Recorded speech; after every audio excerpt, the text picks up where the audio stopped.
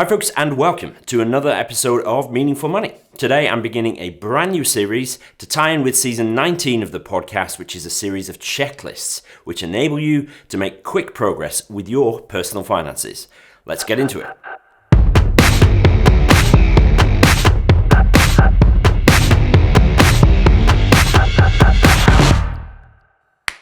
If you've never been here before, my name is Pete Matthew and I'm a chartered financial planner based in Cornwall in the UK, and I've been putting up content on YouTube for more than 10 years, giving you everything you need to know and everything you need to do to secure your financial future.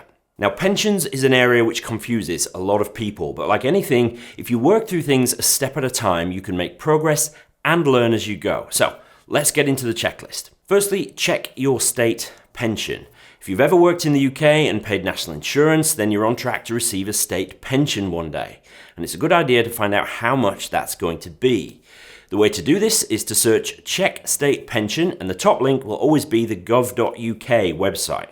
You might have to register for an account, but that doesn't take long, and you might be surprised at how much you might get for your state pension one day. You need to pay national insurance for 35 years to get a full state pension, but if you do, that pension comes to £175.20 per week currently, and that's over £9,100 a year. It's worth having. Next, you're going to need to know exactly how much pension provision you've made over the years, so you need to get all your statements together for all your pension plans.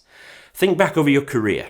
Have you left any old pension plans languishing when you've moved from one company to another? You should have an annual statement dated within the last year from every pension that you've ever had, assuming of course that you've let your pension companies know whenever you've moved house. And if you have any missing statements, you're going to do number 3, which is to fill in the gaps. Now, if there are any gaps in your provision, you'll need to fill it in, and that might mean getting in touch with companies that you used to work for, maybe asking them to send you an updated statement. You might have to call the insurance company that provided the pension and ask them. If you're really stuck, or if the company that you used to work for no longer exists, check out the government's pension tracing service to get a start on where you should go. I'll put a link to that below the video here. Quick thanks to 7 Investment Management for sponsoring this video. They've been helping me out for ages and I'm super grateful. Check them out at 7im.co.uk. Number 4, get a handle on things. When you've got all the information to hand, chances are it's going to be a bit unwieldy, lots of different documents in various formats. So try and consolidate what you have so that you've got a one-page summary of each pension pot that you've got. This should include fund value and the transfer value if you were to move it to a new provider, because those figures are sometimes different due to charges and bonuses and stuff. Write down what funds you are currently invested in inside the pension. And of course, what charges there are at platform, account, and fund level. Ask if there are any safeguarded benefits. That's a really important phrase, because that might suggest that there are some better than usual benefits attached to your pension. Now, if your pensions are defined benefit, that is, they promise an income one day rather than having a fund value, then definitely seek professional financial advice, because this is a really complex area. Number 5, decide whether or not you're going to consolidate. The decision to tidy up your pensions into one convenient plan will largely come down to cost, investment options, and flexibility when you get to retirement. Now, I reckon that the benefits of having everything together where you can keep an eye on it and look after it properly are definitely worth considering. And that's step number 6, choose a master pension, your pension going forward. So if you think that you should consolidate, choose a pot that you can transfer all your other older pots into. Again, that's going to largely come down to cost, investment options, retirement flexibility, and even if the new plan costs a little bit more than all your old existing plans, I'd argue that the simplicity and flexibility can be worth paying for, but that's your call. Number 7, set and forget the investment. I am a big believer in something called passive multi-asset investing.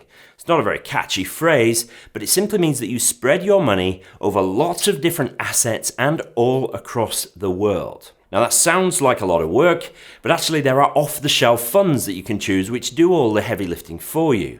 I did a podcast a while ago to help people find their own funds, and I'll put a link to that below the video as well. Now maybe you're an experienced investor and this approach is too simple for you.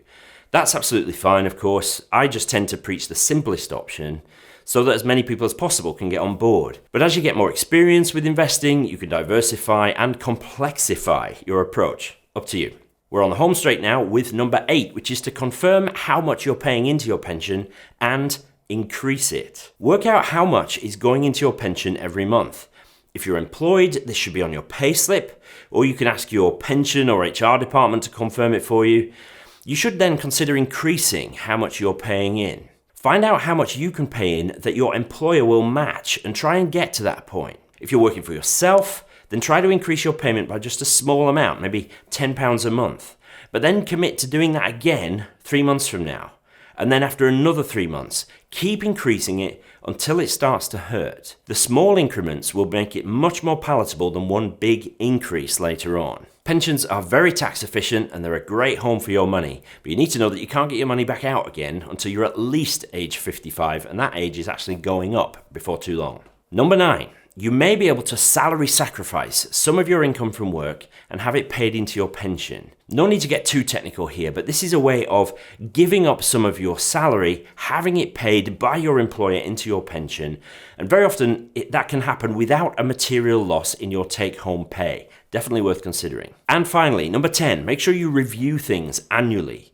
You've done great work working through this checklist, tidying up your pensions and getting on top of things. Don't let it slip again by making sure that once a year you'll look at everything again. I'm going to be doing another video soon with an annual financial review checklist, so stay tuned for that. And you can download a template checklist for this episode at the Meaningful Money website. There's a link in the description below. A few weeks ago, I did a video with George Agan of Principles Personal Finance on the danger of financial influencers on, places like YouTube. A few comments came in. Martin Bamford, new studio tour video, please. That second camera is sweet. Yes, it is. It's coming, Martin. I promise it won't be too long, but I need to actually finish the studio first. Otherwise, what's the point? Rich Harrison, studio looks great, Pete, but we're not here for the background. I know, you're here for my sparkling wit and stunning good looks. Francis says, if I knew then what I know now, I would definitely have pursued a career as a financial advisor. I do recommend it. It might not surprise you to hear, Francis. It's a brilliant career because it's a people business more than anything else. But it's never too late. So why not get into it now? If this has been useful, folks, then hit the like button, subscribe to the channel. It really helps. Turn on the notifications so that you are notified when we put up a new video. Thank you so much in advance for doing that, and I will see you in the next video. Okay.